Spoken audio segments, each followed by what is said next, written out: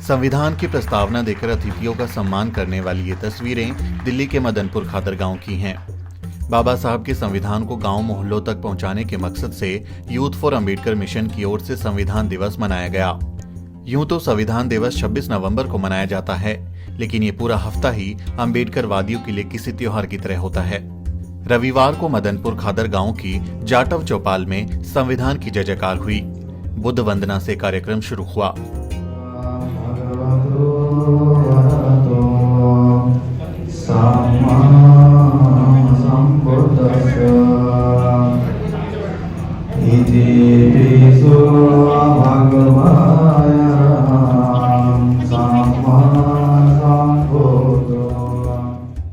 मुख्य वक्ताओं में शुमार दिल्ली हाई कोर्ट के वकील सिद्धांत गौतम ने लोगों को संविधान की प्रस्तावना का पाठ कराया। भारत के लोग भारत को एक संपूर्ण संप्रभुता संपन्न समाजवादी धर्मनिरपेक्ष लोकतांत्रिक गणराज्य बनाने के लिए तथा उसके समस्त नागरिकों को सामाजिक आर्थिक और राजनीतिक न्याय विचार अभिव्यक्ति विश्वास धर्म और उपासना की स्वतंत्रता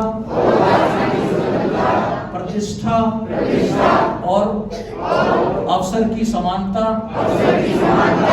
प्राप्त कराने के लिए तथा उन सब में व्यक्ति की गरिमा और राष्ट्र की एकता और अखंडता सुनिश्चित करने वाली बंधुता बढ़ाने के लिए आज हम अपने संविधान को अंगीकृत अधिनियमित और आत्मसमर्पित करते हैं। धन्यवाद।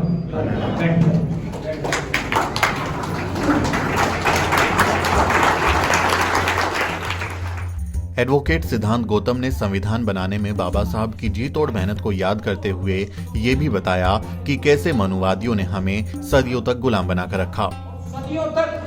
सदियों तक हमें जानवर की जिंदगी जीने के लिए मजबूर किया है। साथियों, धन्य है परम पूज्य बाबा साहब अम्बेडकर, जिन्होंने शिक्षा के महत्व को समझा, उच्चतम कोटि की शिक्षा हासिल की, इस देश की मजबूरी बने भारत का संविधान बनाया और संविधान में मौलिक अधिकार दिए और मौलिक अधिकार देने के बाद हमारे देश के लोगों को शिक्षा के द्वार खुले।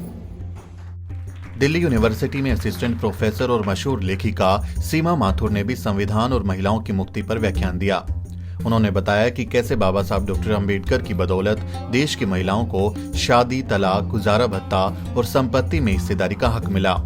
उन्होंने हाथरस कांड और कानपुर कांड का जिक्र करते हुए दलित महिलाओं के खिलाफ बढ़ते हिंसा का भी मुद्दा उठाया। साथ ही उन्होंने जातिवादियों के खोखले दावों की भी हवा निकाल दी।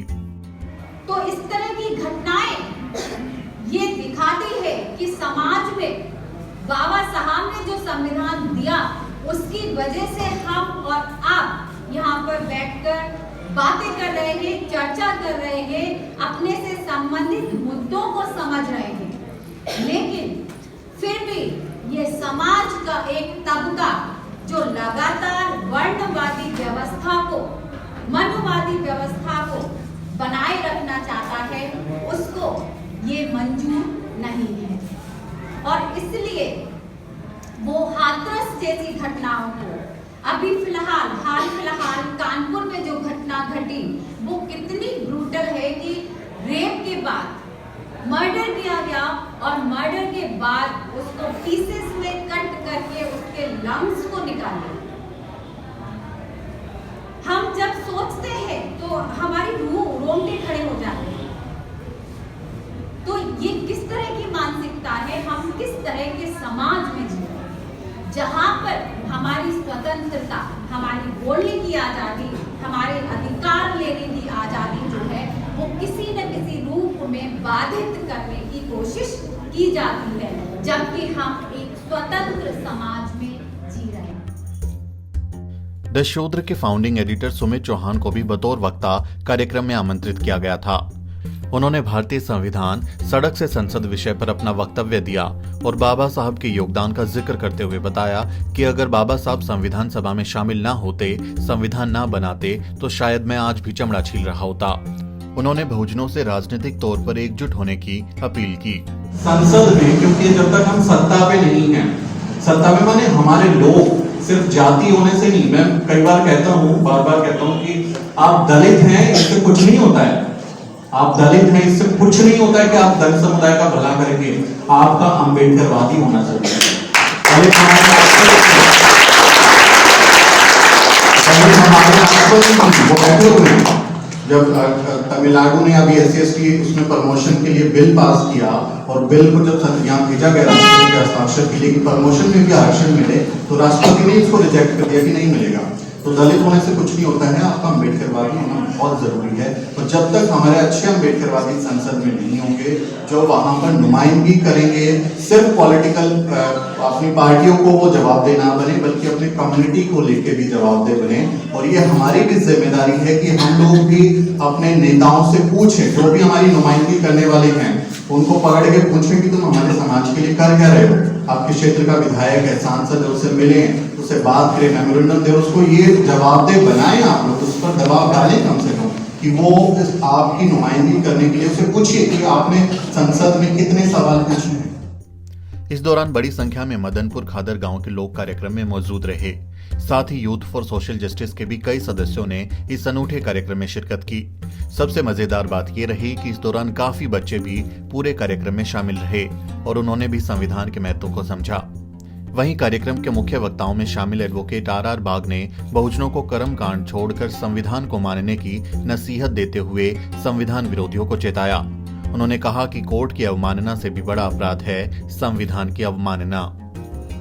जो संविधान को मानता नहीं है, कंटेम्प्ट ऑफ कोर्ट से भी जो बड़ा क्राइम हो कंटेम्प्ट ऑफ कॉन्स्टिट्यूशन है।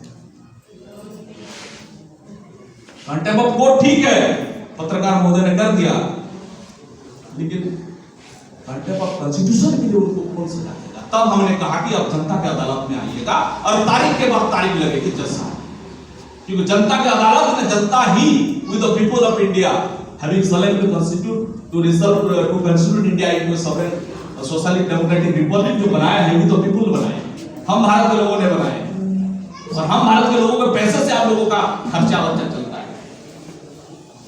तो तब जब पढ़ेंगे तब जस्टिस के बाद आपका लिबर्टी को लाया गया, इक्वालिटी को, फर्टिलिटी को लाया जा सकता था, मगर नहीं लाया गया, क्योंकि न्याय का सिद्धांत होने के बाद दूसरा जो आपका सामाजिक आर्थिक के बाद दूसरा जो